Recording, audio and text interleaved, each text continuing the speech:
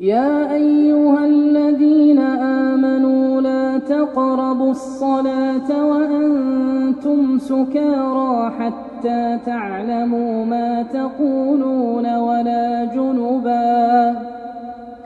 ولا جنبا إلا عابري سبيل حتى تغتسلوا، وإن كنتم مرضى أو على سفر أو جاء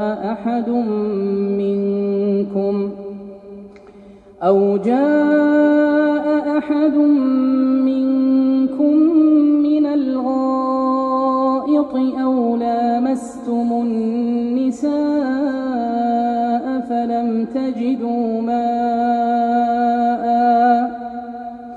فلم تجدوا ماء فتيمموا صعيدا طيبا فامسحوا بوجوهكم وأيديكم إن الله كان عفوا غفورا.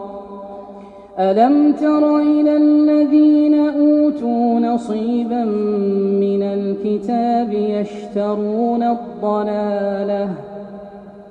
يشترون الضلالة ويريدون أن تضلوا السبيل، والله أعلم بأعدائكم وكفى بالله وليا